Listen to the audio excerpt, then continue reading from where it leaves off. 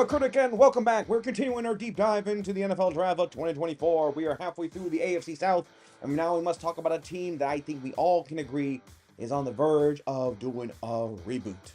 And by reboot, meaning their first round pick quarterback barely played a quarter of the season, so we never really get a full evaluation. But at time under Gardner Minshew, the Colts looked pretty good. So what could they do this year with their draft picks to make it look better? So today, with this very, very comfortable hat, we're talking about the Indianapolis Colts.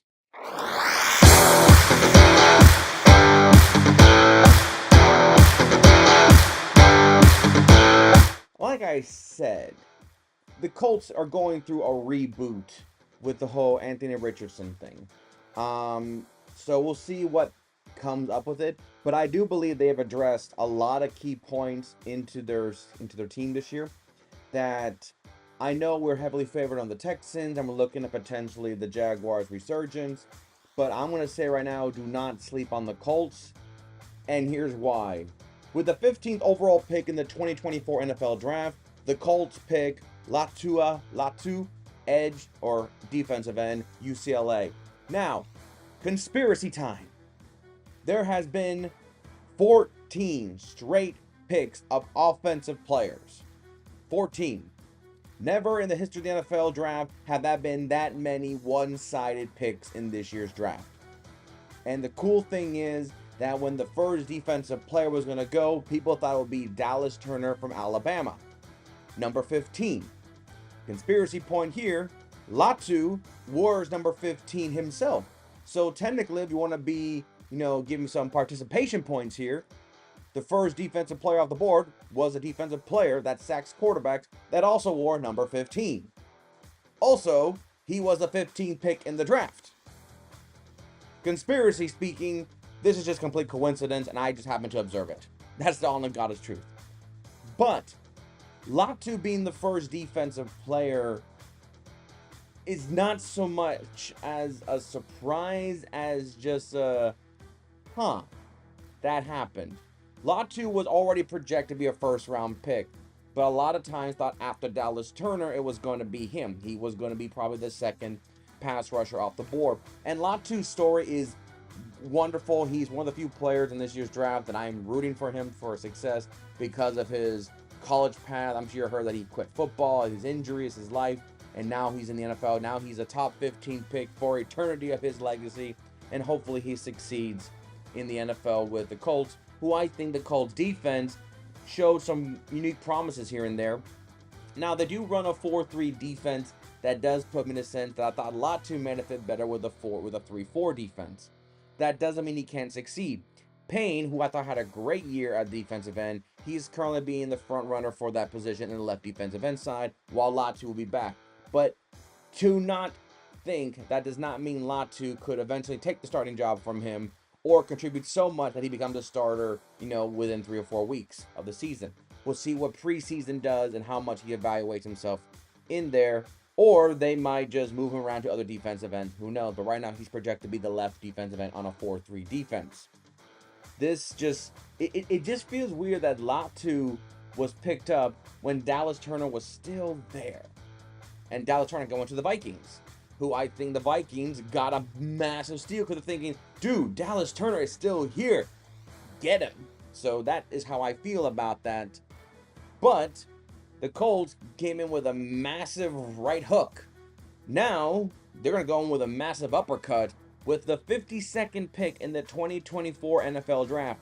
The Indianapolis Colts selected Adami Mitchell, wide receiver, Texas. This was a wide receiver that I think all of us can agree didn't think he would be this pick this late. At worst case, I thought Mitchell was going to go to the Bills in the first pick of the second round. I think we all kind of did, but Coleman went there, and more receivers went. So it just kind of felt like Mitchell, this was the guy from Texas, part of that Texas core receivers. Yeah, so we only saying Xavier got the attention because of his 40, but we thought Mitchell was still valuable. But to drop to 52 on a Colts team that only has Michael Pittman and nothing else, This feels to me like another massive home run for the Colts. How they got a very valuable wide receiver, but for whatever reason never was taken seriously enough to be picked up. So to me, Mitchell falling this low, and like I said, Richardson has not had a full season because of the devastating injury basically the core way through the season. So technically, we're going to see Richardson in his official rookie season in his second year, and we'll see how much he developed with Mitchell, another young receiver with basically an inexperienced quarterback because of injuries, and of course we'll see what Michael Pittman Jr. does as he's the go-to guy for the Colts offense. To me, this feels like a wonderful opportunity and just another like two players just fell into their laps, in my opinion. I think the Colts got two great picks. Basically, I'm going to call it two first round pick players fall literally on their laps without them really having to fight and claw and sacrifice half a franchise just to move up the rankings. To me, they feel pretty solid. Then with the 79th pick in the 2024 NFL Draft, the Indianapolis Colts selected Matt Goncalves, offensive tackle, Pittsburgh. Or, no, Goncalves. Sorry. Ugh. Offensive tackle, Pittsburgh. Now, never really felt the Colts secondary. I mean, when you think of the Colts offensive lineman, Quentin Nelson is the reigning supreme, offensive mind focus point of that team. So it's not even a question about that. The question to me becomes, I guess, to protect Richardson. But then again, Richardson's athleticism could be jeopardizing his own career path anyway. But seeing them get an offensive tackle at Pittsburgh, which they're projecting to put him as potentially the left tackle. Right now he's behind Bernhard on the left tackle side, but that just means for like development. And because of my superstition of offensive linemen getting hurt in the season, this guy could be as early as week 3 or could be as late as week 10. But I'm going to put him in a now position. A young offensive left tackle could need time to develop, but I just feel that the sooner he gets acclimated into the system, probably the sooner rather than later he'll get there. I feel like the Colts are willing to push this guy into it if he develops faster than they expected. If not, he'll develop under the left tackle side, but they're putting him projectively in the left tackle focus, which means his job is to protect Richardson. But do not be surprised if he makes an impact sooner rather than later. And I guess they're rebuilding that whole offensive lineman with fresh young talent, because with the 117th pick in the 2024 NFL Draft, the Indianapolis Colts selected Tanner Bartoloni, center, Wisconsin. So, development. These two guys just feel like they're developing for the future. And he's a center. Looks like they're going to move Tanner, though, to the right guard position, opposite of Quentin Nelson. So, we got two young offensive linemen almost projected to be starter if injuries and development goes in their favor. So you're literally seeing the Colts offensive line being rebuilt for this new age to give Richardson, the comfort and protection he desires. A lot of this just screams, besides the lot 2 pick, the receiver, the 2 offensive linemen, and with their next pick, which is another wide receiver, it seems they're making sure that Richardson comes into this Colts team fresh, healthy, protected, and filled with shiny new toys. This feels very much the Colts giving Richardson plenty of opportunities and weapons, so therefore that there's no, I guess, unreasonable request of, well, he has no one to throw the ball to, he has no one protecting him. This is developing for the future. Because, like I said, they got another receiver. With the 142nd pick in the 2024 NFL Draft, the Indianapolis Colts selected Anthony Gold, wide receiver, Oregon State. Now, this is another wide receiver that I feel like because he's wide receiver, he will get rotation. Pittman is still the number 1 receiver for the Colts, and even with Mitchell, there's no one really else that really screams, you guys are definitely number 2. I don't think the Colts really have a number 2 receiver, and for all I know, that Mitchell and Gold could eventually become the 1, the 3, the 2, and the 3, because the Colts are running a 3 receiver set formation most times than not. So for all I know, you're probably seeing the 2 new receiving core tandem with Mitchell and Gold. Now, Pittman, I've heard of Pittman's trade values, I've heard of Pittman's age, but until there's a legit, I'm just going to squash those rumors or speculations about Pittman's, evaluation for himself. So for all I know, you could see a brand new Colts team with probably the newest weapons, and I think Colts fans are probably hoping Richardson develops into some type of immediate impact because let's be frank, everybody wants a CJ Stroud rookie season, type, first year quarterback officially.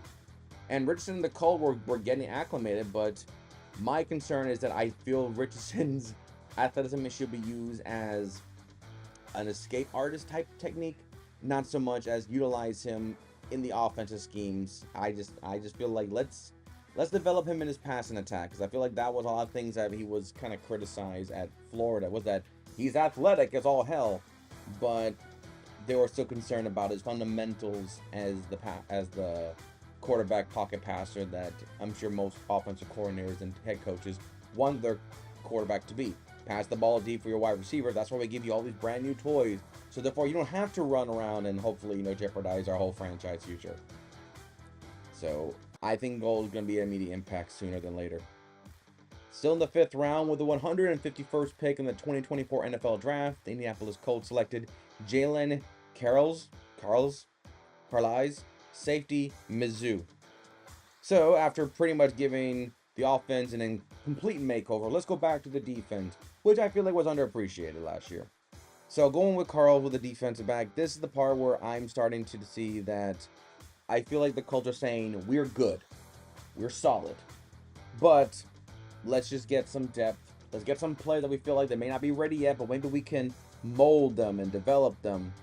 And on that note, we're back to another case of, I guess apparently they don't look at you in that, because wait, he's a safety, or did I mess up my notes? Because they have him here as the middle linebacker side, but I thought he was a safety.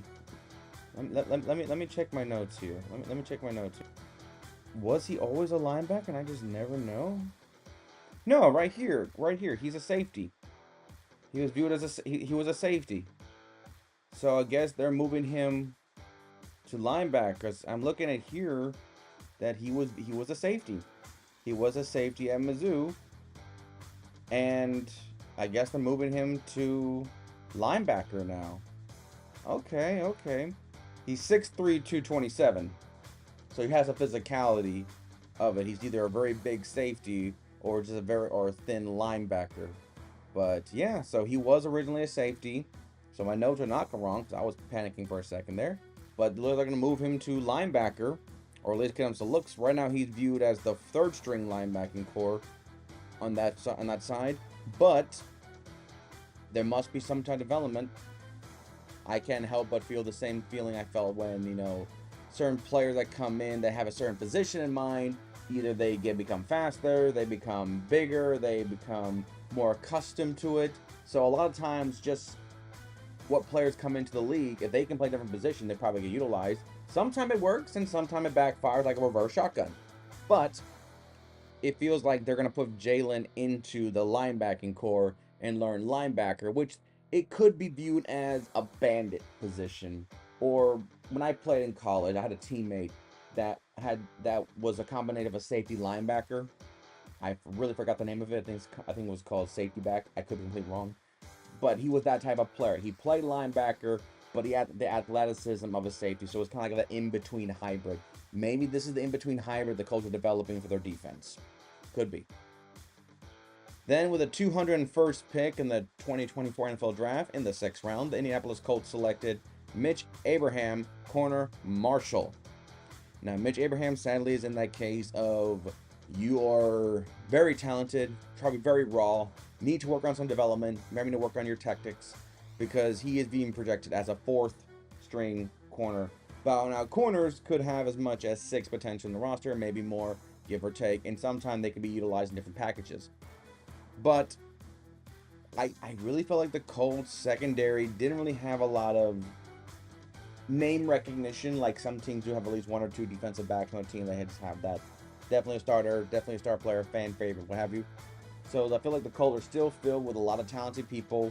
Probably some needs to be molding. Who knows? Maybe Abraham could eventually develop himself into a backup role and get some rotation playing time. He'll probably make his impact on special teams on his way in, but he could be a case of else. Just like his teammate before who got moved to a different position, he could be viewed as else. That's not a bad thing, but it's just going to be a case of he's just too far to make an impact where everyone else is making impacts too. But you were drafted because they see potential in you. Just the question is, how much can be shown in a small window from now until after preseason. Then with the last pick, the 234th pick in the 7th round, the Indianapolis Colts. Sorry, I got a message here. The Indianapolis Colts selected Joanna Lalu, defensive tackle, Oklahoma. Now, since they do run a 4-3 defense, that gives more opportunity for defensive tackles to come in. Jonah is viewed as a late addition to that interior defensive tackle side. Now, he's viewed as the left defensive tackle side. I have left defensive tackle side, sorry. So that could be where he'll be thrived in. I don't know if he could be versatile with inside, with left and right. I know some players say that if you can play both, yes, but sometimes you need to come into the NFL and commit to one side. You are a right or a left-sided kind of guy on the D-line, and that's your strength, or whatever way your hand position goes to the ground, or the way you're faster on the going to your right side than me going to your left side when you're going against the offensive lineman, what have you. This could just be another sadly a case of too many players, too many cooks in this kitchen. We don't need you. So he might get moved to practice squad. He could develop very well to the point he actually fights his way into that rotational scheme.